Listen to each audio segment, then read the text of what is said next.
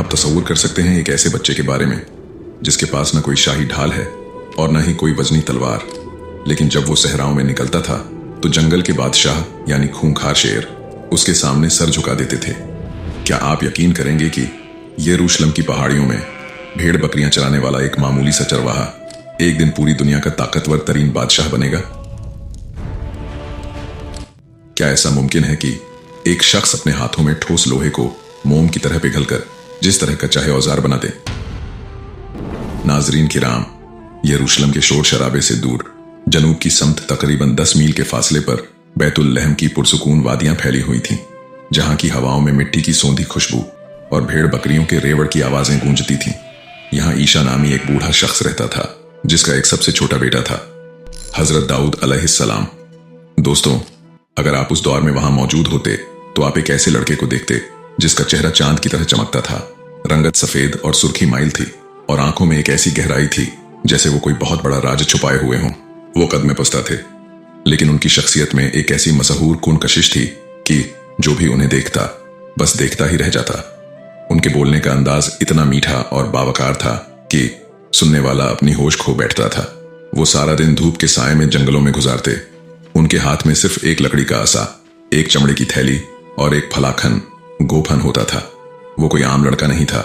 वो जंगल में शेरों का कान पकड़कर उन पर सवार हो जाया करते थे और वो दरिंदा जिसके नाम से लोग कांपते थे दाऊद अलैहिस्सलाम के सामने एक पालतू जानवर की तरह गर्दन झुकाकर खड़ा रहता था। एक दोपहर जब सूरज आसमान के बीचों बीच था, दाऊद अलैहिस्सलाम एक वीरान रास्ते से गुजर रहे थे। अचानक एक अजीब सी आवाज आपने सुनी। एक पत्थर से आवाज गूंजी, ए दाऊद, मुझे उठा लो, मैं हजरे हारून हूं जिससे हारून ने एक शख्स को मारा था, मैं तुम्हारे काम आऊंगा। दाऊद अलैहिस्सलाम ने हैरत से उस पत्थर को देखा। उन्होंने झुककर उस पत्थर को उठाया और अपनी थैली में रख लिया। अभी चंद कदम ही चले थे कि एक और पत्थर बोल उठा, मैं हजरे मूसा हूं, मुझे उठा लीजिए, मैं तुम्हारे काम आऊंगा। हजरत की हैरानी अभी खत्म नहीं हुई थी कि एक तीसरा पत्थर आवाज देने लगा, ए दाऊद, मैं वो पत्थर हूं जिससे तुम जालिम जालूद का खात्मा करोगे, मुझे भी अपने साथ रख लो। दोस्तों, एक कमसिन नौजवान जिसने अभी जंग और जदल की दुनिया नहीं देखी थी, उसके सामने पत्थर बोल रहे थे और उसे एक ऐसी जंग की खबर दे रहे थे जिसके बारे में पूरा मुल्क खौफजदा था। उस वक्त फलस्तीन का वो इलाका एक ऐसे जाबिर सरदार के कब्जे में था जिसका नाम जालूत था। वो इतना कदावर और ताकतवर था कि इसराइली उसे देखकर ही बेहोश हो जाते थे। वो बनी इसराइल का दुश्मन था और उसने तालूत के लश्कर को तितर बितर कर दिया था। बादशाह तालूत ने ऐलान करवा दिया था कि जो शख्स जालूत का सर लाएगा, मैं उसे अपनी आधी सल्तनत दे दूंगा और अपनी बेटी का निकाह उससे कर दूंगा। लेकिन किसी में इतनी हिम्मत नहीं थी कि इस देव कामत शैतान के सामने खड़ा हो सके। जब यह ऐलान दाऊद अलैहिस्सलाम के कानों में पड़ा तो उन्हें वो पत्थर याद आए। उनके अंदर एक अज़्म पैदा हुआ। वो सीधे मुनादी करने वालों के पास गए और उनसे कहा, मैं जालूद को कत्ल करूंगा। लोग हंसने लगे। एक दुबला पतला नौजवान बगैर किसी आहनी जिरह के, बगैर किसी भारी तलवार के इस खतरनाक जालूद से लड़ेगा। यह खबर जंगल की आग की तरह बादशाह तक पहुंची।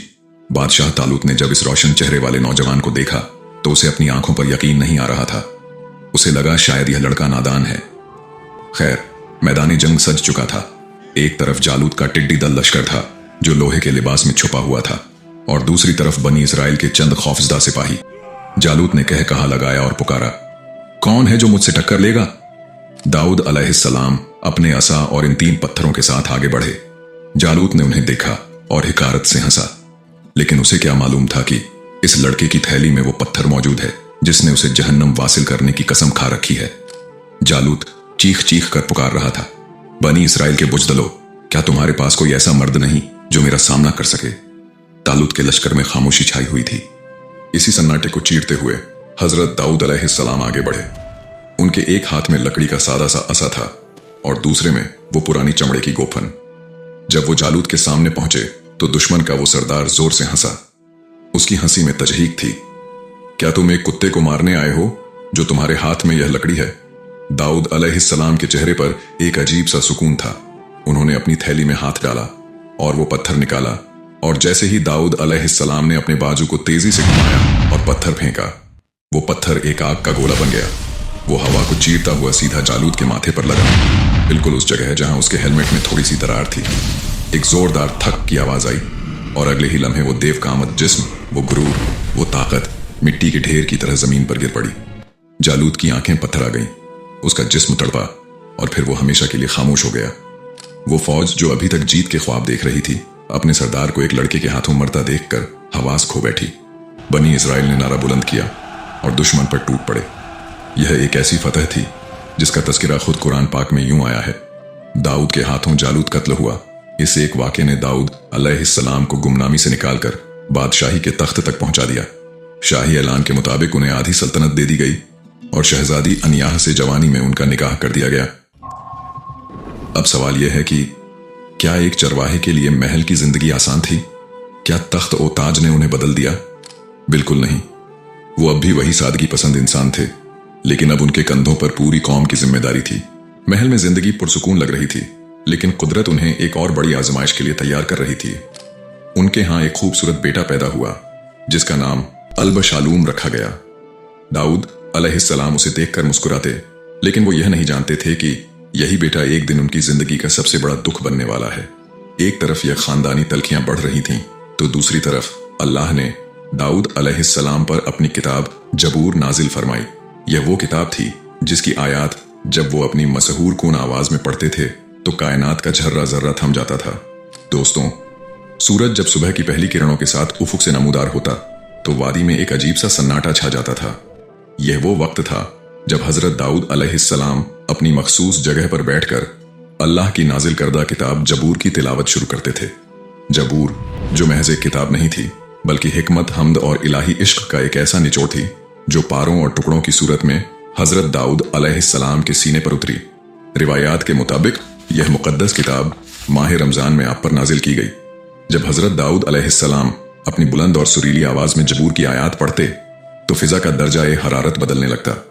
हजरत की आवाज इतनी मीठी और पुरकशिश थी कि जंगल के वहशी दरिंदे जो एक दूसरे का खून बहाने के आदी थे, वो सब अपने शिकार को भूलकर हजरत दाऊद अलैहिस्सलाम के गिर्द खामोश खड़े हो जाते। आसमान पर उड़ते परिंदे अपनी परवाज रोक लेते और हवा में रुककर उनकी तस्बीह का साथ देने लगते थे। कुरान पाक में अल्लाह ताला फरमाता है कि हमने पहाड़ों और परिंदों को दाऊद अलैहिस्सलाम के लिए मुसख्खर कर दिया था। यानी जब वो अल्लाह की पाकी बयान करते तो वो ठोस पत्थर और बुलंद ओबाला पहाड़ भी गूंज उठते और उनके साथ मिलकर पुकारते, सुभान अल्लाह। कहा जाता है कि हजरत के आंसू की नमी से जमीन पर घास उगाती थी और उनकी तड़प और आहों की गर्मी से वो घास जलकर राख हो जाती थी। उनका पूरा वजूद अल्लाह की मोहब्बत में पिघल जाता था। मगर इसी नूरानी माहौल के बरक्स शाही महल के बंद कमरों में कुछ और ही चल रहा था। हजरत दाऊद अलैहिस्सलाम के यहाँ एक बेटा था जिसका नाम अल-बशालूम था। वो देखने में बहुत हसीन था, वजीह था, बिल्कुल अपने बाप की तरह जिस्मानी कुव्वत का मालिक था, लेकिन उसके दिल में वो आजज़ी नहीं थी जो दाऊद अलैहिस्सलाम का खासा थी। दोस्तों, अब यहां से कहानी एक बहुत बड़ा मोड़ लेती है। अल-बशालूम को अपने बाप से कोई दुश्मनी नहीं थी, लेकिन उसे इक्तिदार की भूख लग चुकी थी। उसे वो तख्त ओ ताज चाहिए था जिस पर हजरत दाऊद अलैहिस्सलाम बैठे थे। वो भूल गया था कि यह बादशाही दाऊद अलैहिस्सलाम ने मांगी नहीं थी, बल्कि अल्लाह ने उन्हें इनाम में दी थी। इक्तिदार की हवस में अल-बशालूम ने आहिस्ता आहिस्ता लोगों के दिलों में अपने बाप के खिलाफ जहर भरना शुरू कर दिया। वो लोगों से मिलता, उनकी हमदर्दियां समेटता और जाहिर यह करता कि वो उनका सबसे बड़ा खैर ख्वाह है। वो एक ऐसा बेटा बन चुका था जो अपने ही बाप की सल्तनत की बुनियादें खोद रहा था। उधर हजरत दाऊद अलैहिस्सलाम अपनी इबादत में इतने मुनहमक थे कि उन्हें महल की इन साजिशों की खबर तक न थी। उनकी इबादत का तरीका देखकर फरिश्ते भी हैरान रह जाते। वो एक दिन रोजा रखते और एक दिन इफ्तार करते, रात का आधा हिस्सा आराम करते और एक तिहाई हिस्सा अल्लाह के सामने सजदे में गुजार देते। वो इतने बड़े बादशाह थे, पूरी दुनिया के हुक्मरान थे, लेकिन उनके दिल में एक बात खटकती थी। एक दिन अल्लाह ने उन पर वही नाजिल की कि ए दाऊद, तुम एक बेहतरीन बंदे होते अगर तुम अपना रिज्क अपने हाथों से कमाकर खाते और बैतुल माल पर बोझ न बनते। यह सुनकर दाऊद अलैहिस्सलाम मगमूम हो गए। वो जारो कतार रोने लगे। एक बादशाह जिसके पास हीरे जवाहरात के ढेर थे, वो अब ये सोचने लगा कि मैं मेहनत मजदूरी कैसे करूंगा। और फिर अल्लाह ने उन्हें एक ऐसा मौजा अता किया जिसने जंगों की तारीख बदल दी। अल्लाह ने लोहे को हुक्म दिया कि वो दाऊद अलैहिस्सलाम के हाथों में मोम बन जाए। इस हुक्म के बाद हजरत दाऊद अलैहिस्सलाम ने लोहे का काम शुरू कर दिया। हजरत दाऊद अलैहिस्सलाम लोहे का एक ठोस और वजनी टुकड़ा उठाते, उसे न आग में डालते न किसी कोयले की तपिश देते। जैसे ही उनके हाथ इस धातु को छूते, वो सर्द और सख्त लोहा मोम की तरह नरम हो जाता। वो उसे अपनी उंगलियों से ऐसे खींचते जैसे कोई सूत का धागा काट रहा हो। उनके माथे पर मेहनत के पसीने के कतरे मोतियों की तरह चमक रहे होते। वो लोहे के बारीक बारीक हल्के बनाते और उन्हें एक दूसरे में ऐसे पिरोते कि एक मजबूत और हल्की जिरह आर्मर तैयार हो जाती। इससे पहले लोग जंगों में लोहे के भारी तख्ते सीने पर बांधते थे जिनका वजन इतना होता कि सिपाही ठीक से हरकत भी नहीं कर पाता था। लेकिन हजरत दाऊद अलैहिस्सलाम ने दुनिया को पहली बार चेन मेल यानी कड़ियों वाली जिरह से मुतारिफ कराया। यह जिरह इतनी हल्की थी कि पहनने वाला इसे महसूस भी नहीं करता, लेकिन इतनी मजबूत कि कोई तलवार या नेजा इसे चीर न पाता था। वो रोजाना एक जिरह तैयार करते और उसे बाजार में 1000 दिरहम में फरोख्त करते। उन्होंने अपनी जिंदगी में ऐसी 360 जिरहें बनाई और 3,60,000 दिरहम कमाकर बैतुल माल से मुकम्मल बेनियाज हो गए।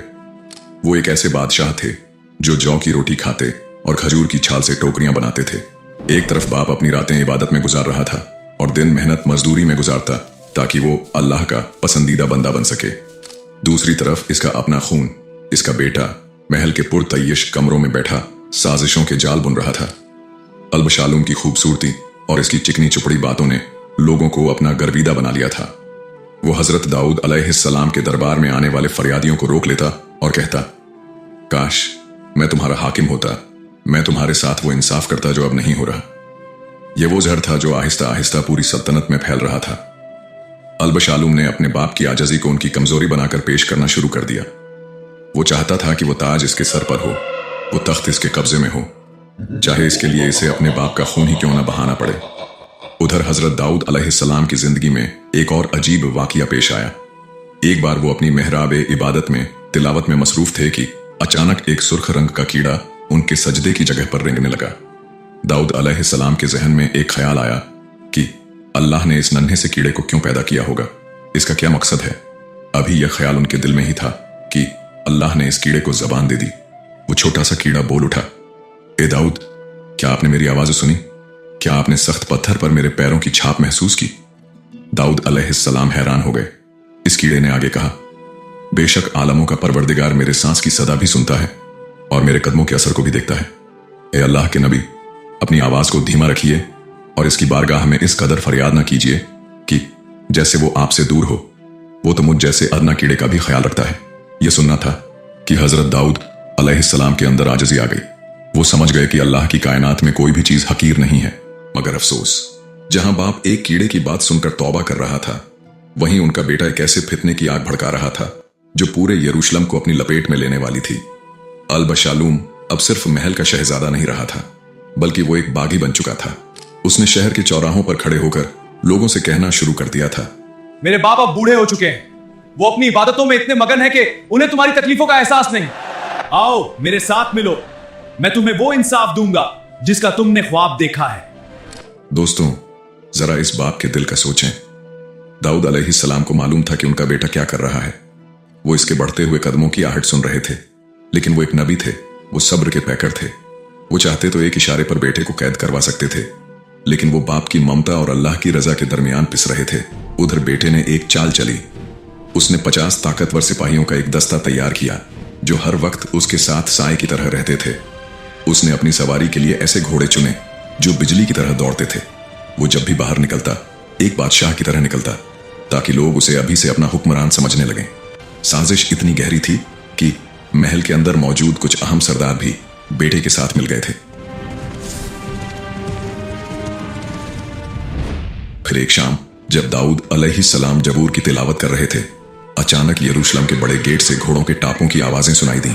लोग चीख रहे थे, हर तरफ अफरा तफरी मच गई थी।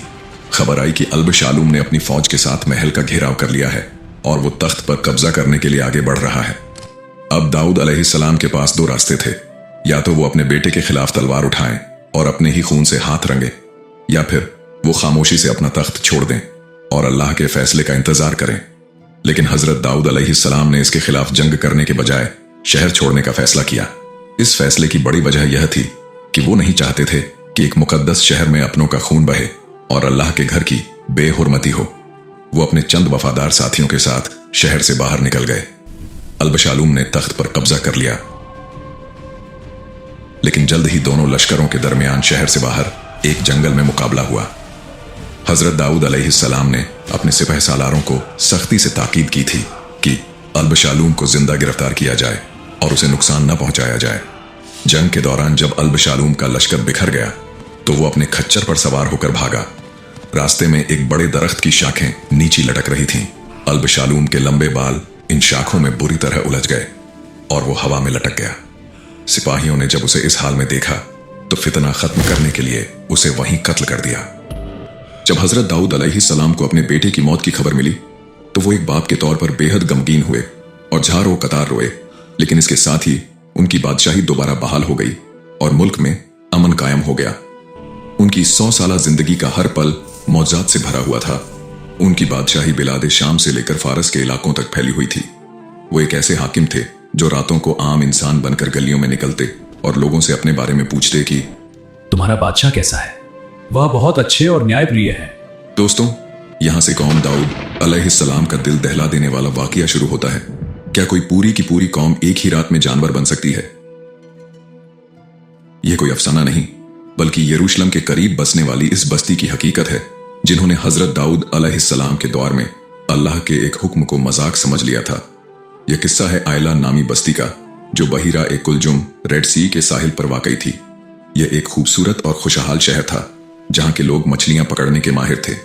नीलगू समंदर की लहरें जब साहिल से टकराती थीं तो उनमें चांदी की तरह चमकती हजारों मछलियां उछलती नजर आती थीं। लेकिन इस बस्ती के लिए अल्लाह का एक सख्त कानून था। हफ्ते सैटरडे का दिन सिर्फ इबादत के लिए होगा। इस दिन मछली पकड़ना हराम है। हफ्ते की सुबह जब सूरज तुल्लू होता तो एक अजीब मौजज़ा होता। समंदर की तमाम मछलियां जो बाकी 6 दिन गहराइयों में छुपी रहती थीं, वो हफ्ते के दिन सतह पर आ जाती और साहिल के इतना करीब होती कि कोई बच्चा भी उन्हें हाथ से पकड़ सकता था। वो मछलियां गोया इन लोगों को चिढ़ाती थीं, उनके सब्र का इम्तिहान लेती थीं।